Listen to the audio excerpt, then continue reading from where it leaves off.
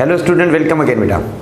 अच्छा भाई, previous lecture में आपने न्यूक्लियर रिएक्शन का इंट्रोडक्शन किया था। आज हम इसकी क्लासिफिकेशन पे आते हैं, ठीक है। So nuclear reaction falls in two category, एक होता है फिशन रिएक्शन और दूसरा होता है फ्यूजन। अच्छा वो फिशन रिएक्शन का बुनियादी तौर पे मतलब ये है कि here we deal the decomposition of heavy nucleus, जो बड़ा वाला न्यूक्लियस होता है उसको हम स्मॉल न्यूक्लियाई में तोड़ते हैं। इस रिएक्शन का नाम हम रखते हैं सिंपली डीकम्पोजिशन। मिसाल के तौर पे थोड़ा सुनो, इसका जो प्रिंसिपल है ना वर्किंग, उसको मैं समझा दूं वो भी कि किस तरह से होता है, लेकिन वो पहले थोड़ा इंट्रोडक्शन लाइन जो बुनियादी तौर पे वो बता दें, उसके बाद हम आगे चलते हैं, ठीक है।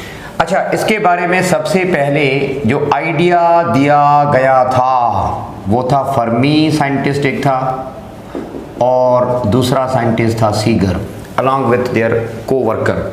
ये हमें बताया गया था न्यूक्लियर फिशन के बारे में। अच्छा, और बकौल उनके कि जब हम बम्बार्डमेंट ऑफ न्यूट्रॉन्स करते हैं तो हमें कुछ न्यूक्लियस जो है ना उसकी बम्बार्डमेंट से न्यूक्लियस टूट जाते हैं। देखिए यहाँ पे हम बड़े न्यूक्लियस की बात करते हैं, इसका मतलब है बड़ा न्यूक्लियस पहले से रेडियोएक्टिव है, पर उसका अगर हम रेट ऑफ डिसइंटीग्रेशन बढ़ाना चाहें तो आप क्या करें, बुनियादी तौर पे बम्बार्डमेंट करें। किसकी? न्यूट्रॉन की। तो जब हम न्यूट्रॉन की बम्बार्डमेंट करते हैं तो कुछ ना कुछ होता है। ये बात कही थी फर्मी और सीगर ने कि अगर आप रेट ऑफ डिसइंटीग्रेशन बढ़ाना चाहें तो आप रेडियोएक्टिव एलिमेंट को या रेडियोएक्टिव न्यूक्लियस को न्यूट्रॉन की बम्बार्डमेंट करें। ओके, कुछ अरसे के बाद दो साइंटिस्ट और थे जिन्होंने ये बताया कि भाई, जिन्होंने ये तजुर्बा किया था खासतौर पे यूरेनियम के ऊपर, और वो दो साइंटिस्ट थे। कौन से? एक था साइंटिस्ट स्ट्रासमैन, एक साइंटिस्ट था स्ट्रासमैन और दूसरा साइंटिस्ट था हान एंड स्ट्रासमैन। अच्छा, इन्होंने जो ऑब्जर्वेशन की वो की 235, या ऐसे कह दो कि इन्होंने जो बात की that was all about fission of uranium 235।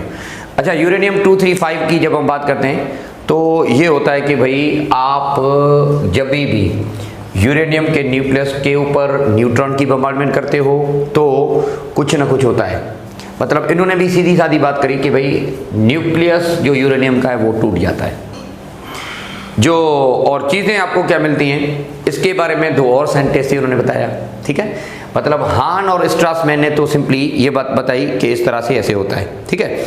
अच्छा, दो साइंटिस्ट और थे, उन्होंने ये बताया। एक साइंटिस्ट था फ्रिस्ट, ये था, और दूसरा साइंटिस्ट था मेटनर। इन्होंने क्या बताया बकौल इनके कि जब आप यूरेनियम से या यूरेनियम को 235 वाला यूरेनियम जो है, ठीक है, हम न्यूट्रॉन की जब बम्बार्डमेंट करते हैं तो ये यूरेनियम का जो न्यूक्लियस है वो दो हिस्सों में टूट जाता है।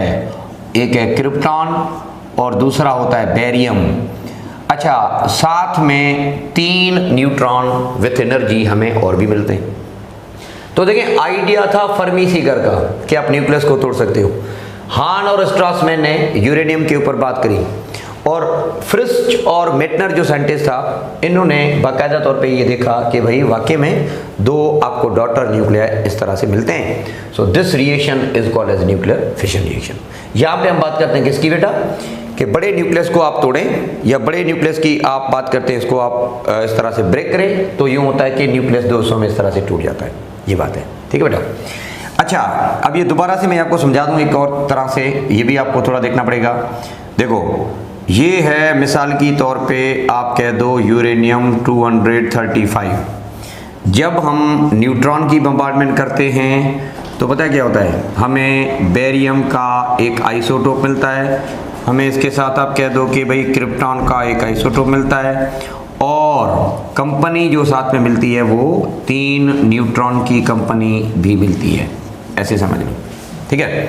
अच्छा, दूसरी बात ये कि जो आपका ये न्यूट्रॉन आपको मिला, ये आपको हर एक यूरेनियम के या यूरेनियम के फिशन के साथ आपको 3 product as a neutron with some kind of energy भी मिलते हैं।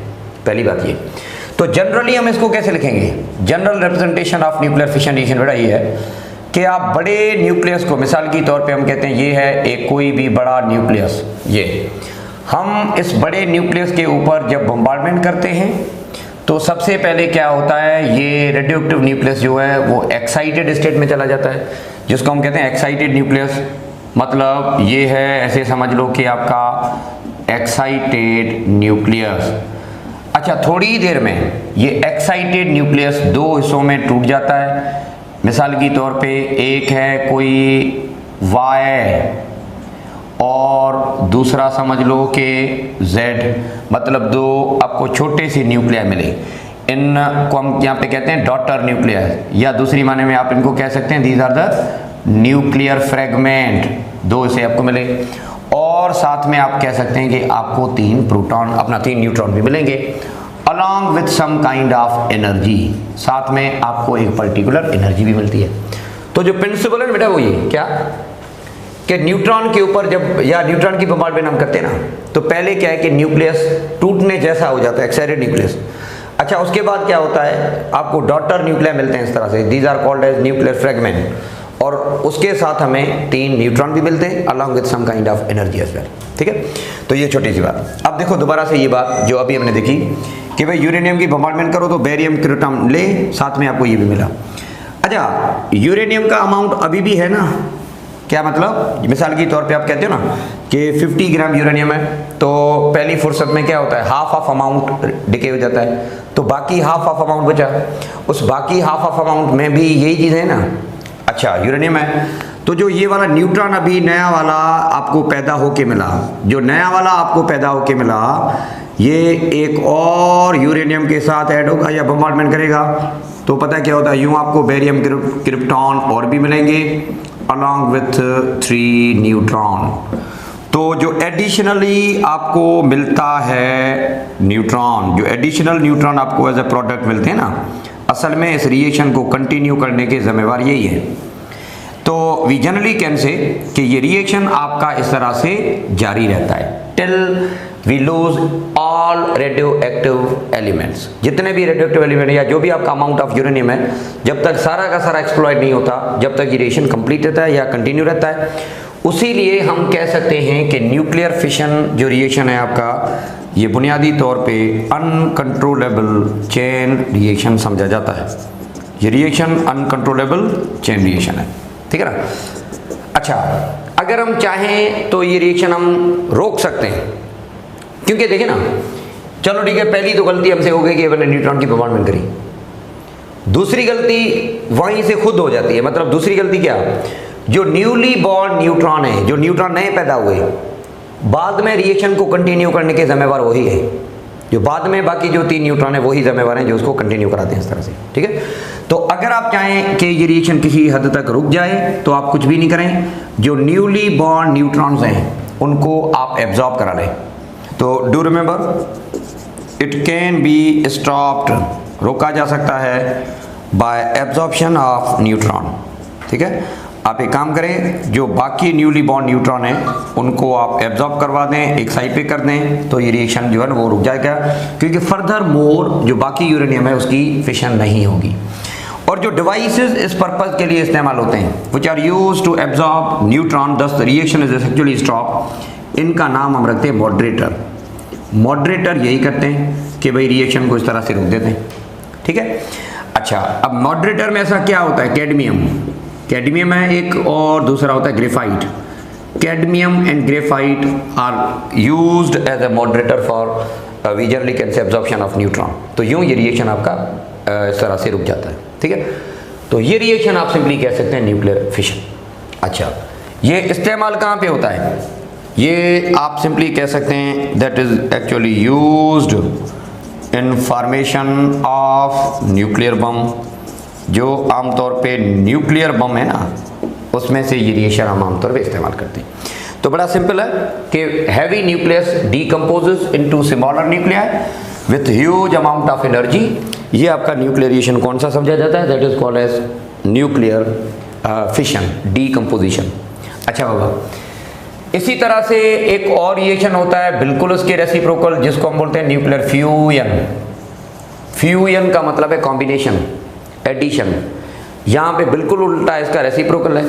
यहाँ पे क्या है कि हम 2 छोटे न्यूक्लियस आपस में मिलाएंगे तो हमें एक बड़ा डॉटर न्यूक्लियस या बड़ा जो न्यूक्लियस है वो मिलेगा, ठीक है बाबा। तो यहाँ पे हम सिंपली ये कह सकते हैं कि यहाँ पे द एडिशन या कह दो फिलहाल जनरल डेफिनेशन, जनरल फार्मूला क्या है, ये है कि combination of small nuclei to produce heavy nucleus, ये आपका न्यूक्लियर फ्यूजन। अब ये किस तरह से होगा इसको हम थोड़ा देखते हैं। अच्छा, न्यूक्लियर फ्यूजन रिएक्शन आमतौर पे इस्तेमाल किया जाता है, that is used for formation of helium from hydrogen. अच्छा, हीलियम को जब हम बनाना चाहते हैं ना हाइड्रोजन से, तो आमतौर पे जो रिएक्शन कैरिड आउट होता है ना वो न्यूक्लियर फ्यूजन है, ठीक है। अच्छा चलो देखते हैं बेटा इसमें होता क्या है। मतलब हेयर वी कैन डील के दो छोटे हाइड्रोजन आप न्यूक्लियाई आपस में मिला दें तो आपको हीलियम का बड़ा न्यूक्लियस मिलेगा। तो अब हम चलते हैं इस पे कि how can we convert hydrogen into helium. अच्छा, हाइड्रोजन को हीलियम में कन्वर्ट करने के टोटल 3 तरीके हैं। Hydrogen can be converted into helium by means of 3 method. अच्छा, कौन से 3 मेथड हैं, एक एक मेथड हम पढ़ते हैं। सबसे पहला जो मेथड इसमें यहाँ पे इस्तेमाल किया जाता है दैट इज फ्रॉम ड्यूट्रॉन। जो ड्यूट्रॉन हाइड्रोजन का आइसोटोप है वहाँ से। अच्छा चलो, अब ये किस तरह से होगा थोड़ा इसको भी हम देख लेते हैं। लिसन, 2 ड्यूट्रॉन आपस में मिला दें मतलब स्मॉल न्यूक्लियाई, तो क्या हो सकता है ज़रा देखें। पॉसिबिलिटी ये है कि अगर 2 ड्यूट्रॉन आपस में मिलते हैं तो पॉसिबिलिटी ये है कि या तो ट्राइटियम बनेगा या फिर हम कह सकते हैं हीलियम का आइसोटोप बनेगा। देखिए ना 2He4 होता है हीलियम, 2He3 चार्ज नंबर 2 है तो हीलियम है, पर इसका मास नंबर अलग है या न्यूक्लियस नंबर अलग है तो ये इसका आइसोटोप होगा। देखिए पॉसिबिलिटी की तरह बात करते हैं। व्हेन 2 ड्यूट्रॉन्स कंबाइन तो पॉसिबिलिटी ये है कि या तो हीलियम का आइसोटोप बनेगा या फिर ये बनता है, ठीक है ना। अच्छा, साथ में कुछ और भी बनता है। अब जो बाकी कुछ क्या बनेगा इसके साथ वो हम किस तरह से डिसाइड करें, उसको याद करने का तरीका बेटा ये है कि आप लॉ ऑफ कंजर्वेशन इस्तेमाल करके बाकी जो बाय प्रोडक्ट इसका होता है ना वो आप मालूम कर सकते हो। मिसाल के तौर पे इक्वेशन को बैलेंस करना सीखो। सुनो, 2 + 2 = 4, इधर आपका मास नंबर 3 मतलब एक कम है ना। चलें 1 + 1 = 2, पर यहाँ पे 2। अच्छा, चार्ज नंबर सही है मतलब बैलेंस है, पर मास नंबर कम है। जब भी ऐसे होता है ना लॉ ऑफ कंजर्वेशन को इस्तेमाल करके हम ये चेक कर सकते हैं कि आपका जो बाय प्रोडक्ट है इसके साथ वो क्या होगा। तो do remember, when mass number decreases by 1 पर चार्ज नंबर मेन सेम, तो समझ लो एक न्यूट्रॉन इमिट होगा, मतलब न्यूट्रॉन की प्रोडक्शन है, ये ध्यान रखो। अच्छा चलो, अगर ये दूसरा वाला देख लें ज़रा, 1 + 1 2, पर यहाँ पे 1 है। ओके, 2 + 2 4, पर यहाँ पे एक कम है। चार्ज नंबर भी डिक्रीजेस बाय 1 हुआ, मास नंबर भी डिक्रीजेस बाय 1 हुआ। जब ये दोनों 1 1 कम हुए इसका मतलब है आपका बाय प्रोडक्ट यहाँ पे प्रोटॉन होगा। दोबारा से समझ लें, ड्यूट्रॉन जब कंबाइन होते हैं ना तो ये होता है कि या तो हीलियम का आइसोटोप बनेगा या फिर आपको ट्राइटियम मिलेगी। अच्छा, जो मैक्सिमम पॉसिबिलिटी होती है वो ये होती है, तकरीबन ऐसे समझ लें 95% से 98% पॉसिबिलिटी यही होती है। बाकी कुछ पॉसिबिलिटी ये है कि ऐसा हो सकता है, ऑलमोस्ट 2% 1.5% ये पॉसिबिलिटी है। चलो, जो मोस्ट अबंडेंट रिएक्शन अकर होता है वो ये है ट्राइटियम वाला। तो फिर पता क्या होता है, यही आपका ट्राइटियम जो एज ए प्रोडक्ट आपको मिला, इसको दोबारा से हम एक और ड्यूट्रॉन से मिलाते हैं तो जाके हमें कंप्लीट एक हीलियम न्यूक्लियस मिलता है। अच्छा, ज़रा लॉ ऑफ कंजर्वेशन देख लेते हैं तो हमें बाय प्रोडक्ट की कहानी समझ आ जाएगी। तो देखो ज़रा, 3 और 2 5, इधर है 4, एक कम है। अच्छा, 1 और 1 2, यहाँ पे 2, मतलब मास नंबर कम हुआ ना। जब मास नंबर कम हो, चार्ज नंबर बैलेंस हो तो न्यूट्रॉन की इमिशन होती है साथ, तो आप कह सकते हो कि यहाँ पे एक न्यूट्रॉन भी इमिट करेगा। अच्छा, तो देखिए ना, हाइड्रोजन आप यहाँ पे ऑब्टेन कर सकते हो फ्रॉम व्हाट, ड्यूट्रॉन। अच्छा, हाइड्रोजन के कितने हम रॉ मटेरियल लें या how many deuterons are required to produce helium, तो आपके सामने बेटा 1H2 1H2 2 ये 3 ये 3 ड्यूट्रॉन आपके रॉ मटेरियल होंगे तो आपको हीलियम मिल सकता है।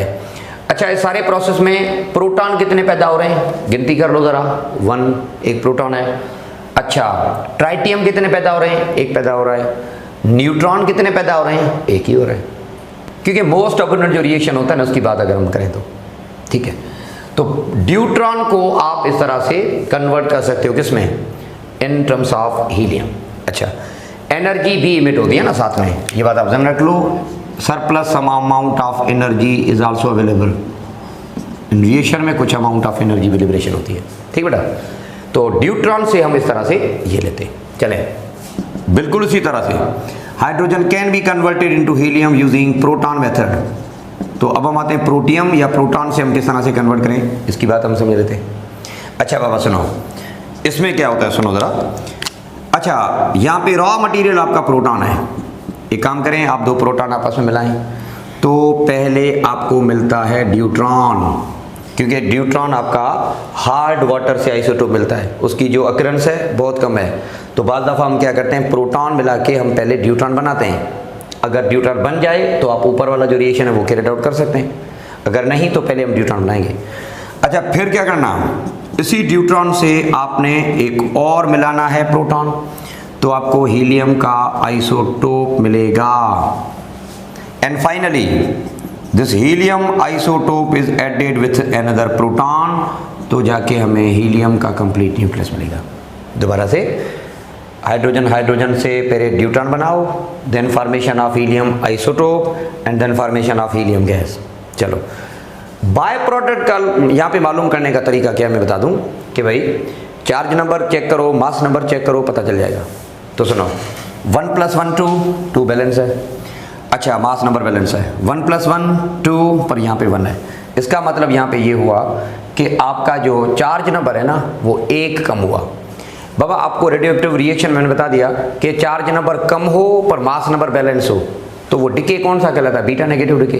तो उसका मतलब ये हुआ कि आपका बीटा पॉजिटिव डिके हुआ। तो जब बीटा पॉजिटिव डिके होता है ना, तो आप सिंपली कह सकते हैं कि चार्ज नंबर डिक्रीज होता है 1। It won't affect the mass, actually charge number decrease by 1। इसका मतलब ये हुआ कि बीटा पॉजिटिव डिके या पॉजिट्रॉन डिके हुआ है, जब भी आप ये कह सकते हैं। पहली बात ये। अच्छा बाबा, दूसरी बात ये कि बीटा डिके या बीटा पॉजिटिव जब भी निकलता है तो उनकी कंपनी में एक चीज़ और भी होती है जिसको हम कहते हैं न्यूट्रिनो। ये बात आप ध्यान में रख लो कि whenever positron decay occur, then some massless and chargeless particles are also part of that energetic particle as energy, उनका साथ होते हैं, जिसका नाम हम रखते हैं न्यूट्रिनो। तो जब भी बीटा पॉजिटिव डिके होता है ना, तो न्यूट्रिनो लाजमी तौर पे अवेलेबल होते हैं न्यूक्लियर रिएक्शन में, तो साथ में एक न्यूट्रिनो भी निकलेगा। तो देखो, बाय प्रोडक्ट याद करने का तरीका ये है, चार्ज नंबर बैलेंस, अपना मास नंबर बैलेंस था, ओके, चार्ज नंबर कम हुआ ना, चार्ज नंबर डिक्रीज होता है पॉजिटिव डिके में और इंक्रीज होता है नेगेटिव डिके में। चलो बाबा, दूसरा वाला जरा चेक करो। 2 + 1 3 बैलेंस है, 1 + 1 2 चार्ज नंबर बैलेंस। जब चार्ज और मास दोनों बैलेंस हों तो do remember massless and chargeless radiations are emitted, these are actually gamma। Nuclear reaction में जब दोनों बैलेंस हो जाए ना, तो you need to go through by product as gamma. Gamma निकलता है रेडिएशन के हिसाब से। अच्छा भला तीसरा वाला चेक कर लेते हैं। 3 और 1 4, charge number mass number balance है। 2 और 1 3, पर यहाँ पे 2 है, चार्ज नंबर आपका 1 कम हुआ। चार्ज नंबर कम हुआ इसका मतलब है बीटा पॉजिटिव डिसइंटीग्रेशन, और बीटा पॉजिटिव अकेला नहीं निकलता, इसके साथ एक कंपनी होती है जिस चीज़ की मैंने अभी आपको बताया, दैट इज़ व्हाट यू से के न्यूट्रिनो। तो न्यूट्रिनो भी एक साथ इनके साथ निकलते हैं, ठीक है। तो देखिए ना, हमें हीलियम मिल गया, तो small nuclei are added together to produce heavy nucleus. अच्छा, अगर आपसे पूछा जाए कि भाई प्रोटॉन मेथड से हमें रॉ मटेरियल प्रोटॉन कितने चाहिए होते हैं, या ये सवाल अगर आ जाए कि भाई when protons are converted into helium या if hydrogen is converted to helium using proton method, तो how many raw material of protons are needed. गिनती कर लो आप, 1 2 3 4 आपको प्रोटॉन चाहिए होंगे। इस प्रोसेस में गामा रे कितने पैदा होते हैं, एक ही पैदा होता है। इस प्रोसेस में बीटा पॉजिटिव कितने पैदा होते हैं, पॉजिट्रॉन कितने पैदा होते हैं, 2। अपना जो न्यूट्रिनो वो कितने होते हैं, सिंपली वो भी आप सिंपली कह सकते हैं 2। ड्यूट्रॉन कितने पैदा होते हैं, 1। तो ये प्रोडक्ट आपको याद करनी पड़ेगी, ठीक है। अच्छा, जो मिसिंग है ना बाय प्रोडक्ट, वो कैसे याद करें? इक्वेशन को बैलेंस करके law of conservation of charge लगाओ, फिर देखो क्या है, लॉ ऑफ कंजर्वेशन ऑफ मास या न्यूक्लियस नंबर लगा दो, चेक करो और पता चलेगा। ठीक बाबा, तो ये है, हम सिंपली कह सकते हैं प्रोटॉन मेथड। पहला था ड्यूट्रॉन मेथड और दूसरा प्रोटॉन। नंबर 3, तीसरा वाला जो है ना, इसको हम कहते हैं carbon nitrogen cycle. Third one जो है ये होता है कार्बन नाइट्रोजन साइकिल। अच्छा, कार्बन नाइट्रोजन साइकिल आमतौर पे इस्तेमाल होता है hydrogen to helium on the surfaces of sun या स्टार। जो फॉर्मेशन ऑफ एनर्जी होती है या जो एनर्जी वहाँ पे डेवलप्ड होती है, सन रेडिएट जो करता है, स्टार्स जो रेडिएट करते हैं, ये एनर्जी जो अवेलेबल वहाँ पे होती है, that is because of nuclear fusion. और न्यूक्लियर फ्यूजन में भी कौन सा प्रोसेस? कार्बन नाइट्रोजन साइकिल, जो कि अभी हम डिस्कस करना चाहते हैं। ठीक बाबा, तो इसको थोड़ा देख लेते हैं। अच्छा, कार्बन नाइट्रोजन साइकिल में सबसे पहले हमें क्या है कि कार्बन और नाइट्रोजन को एज अ कैटलिस्ट इस्तेमाल करके हाइड्रोजन को हीलियम में हम कन्वर्ट करना चाहते हैं। और जो आपका मेन हाइड्रोजन का आइसोटोप इस्तेमाल होता है, that is all about we can say proton. Okay बेटा, पहले क्या होता है, कार्बन का स्टैंडर्ड 612 आप हाइड्रोजन के साथ मिला दो, कार्बन को हाइड्रोजन से हम मिलाते हैं तो हमें पता क्या है, नाइट्रोजन का एक आइसोटोप मिलता है 713। अच्छा, ये अनस्टेबल नाइट्रोजन का आइसोटोप है, ये नाइट्रोजन का आइसोटोप अनस्टेबल है, जो खुद ही थोड़ी देर में दोबारा से कार्बन में कन्वर्ट हो जाता है, कार्बन के आइसोटोप में 613 में। ठीक है ना, खुद ही डिसइंटीग्रेट होकर इस तरह से कन्वर्ट हो जाता है। फिर हम क्या करते हैं, यही वाला जो कार्बन का 613 है, इसको हम एक और प्रोटॉन के साथ ऐड करते हैं तो हमें नाइट्रोजन का स्टैंडर्ड आइसोटोप मिलता है। तो बात सुनो, कार्बन नाइट्रोजन साइकिल में सबसे पहले मैंडेटरी जो होता है, जो एम होता है, वो होता है फॉर्मेशन ऑफ नाइट्रोजन। तो जो पहले 3 स्टेप है ना, ये होते हैं फॉर्मेशन ऑफ नाइट्रोजन। देखो, पहले नाइट्रोजन हम बनाना चाहते हैं। अगर आपके पास नाइट्रोजन पहले से मौजूद है तो इसको साथ लेने की ज़रूरत ही नहीं, आप डायरेक्टली यहाँ से इस्तेमाल कर सकते हो। तो दोबारा से बेटा, carbon conversion of carbon into nitrogen है पहले, फिर आगे हम यहाँ पे मज़ीद इसको देखते हैं।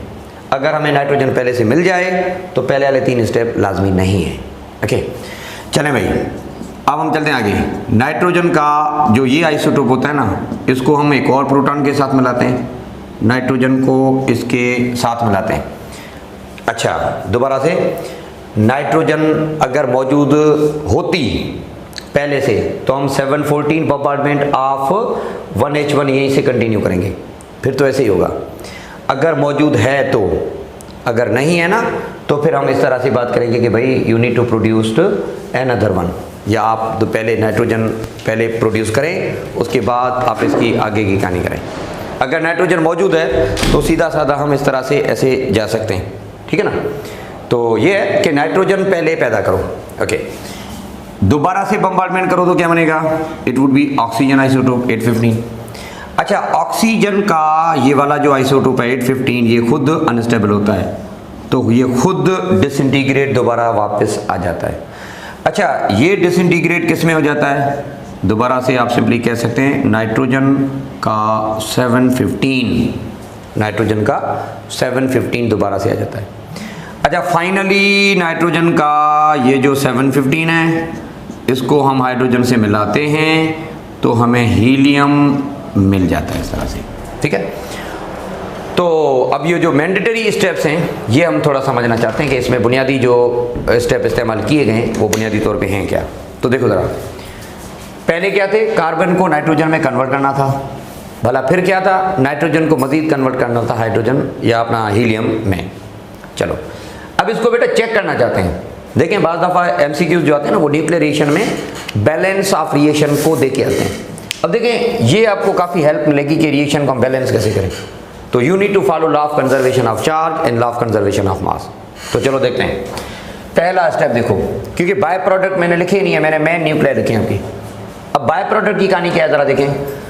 अच्छा, 6 और 7, चार्ज नंबर 7 है, इधर भी चार्ज नंबर 7 है। ओके, बैलेंस है, चार्ज नंबर बैलेंस है।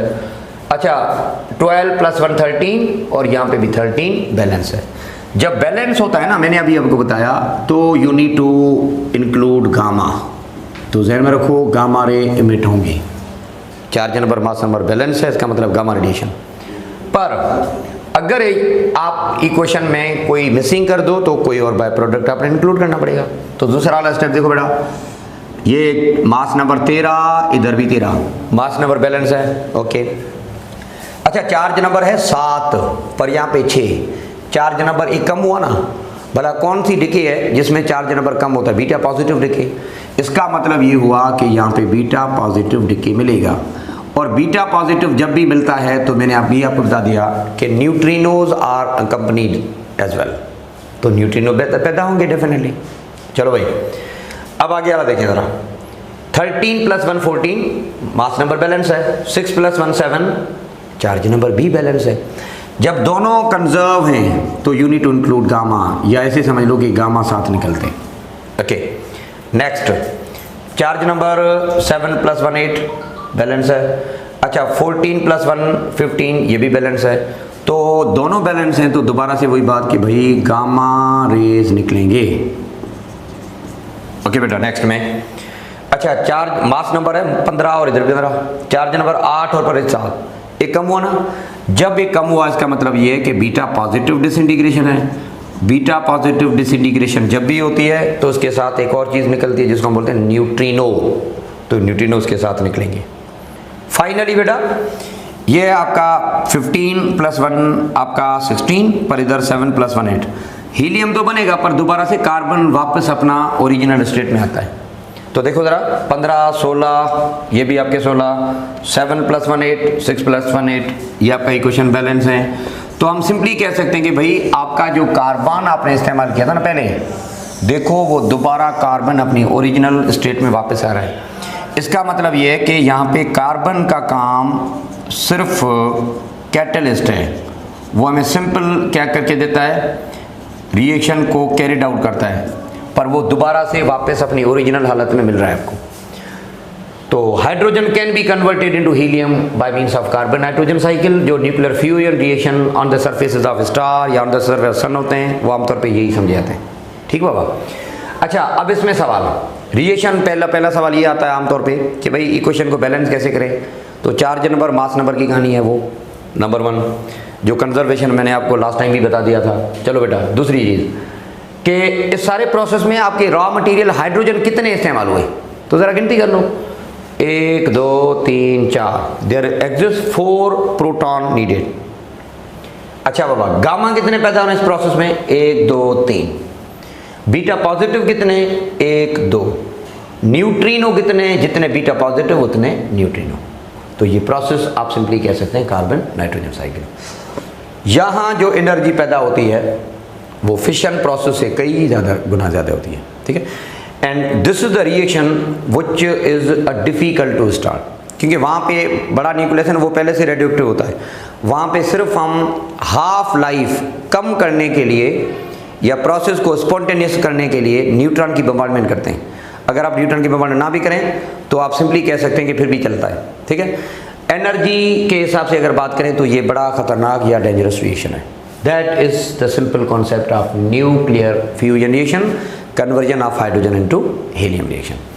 अच्छा बाबा, ये रिएक्शन आमतौर पे इस्तेमाल किया जाता है for formation of hydrogen bomb, और वहाँ पे था एटम बम या न्यूक्लियर बम सिंपली, स्पेशली इसका नाम हम रखते हैं यहाँ पे हाइड्रोजन बम। ठीक है ना, तो हाइड्रोजन बम की फॉर्मेशन भी हम इसी रिएक्शन से करते हैं।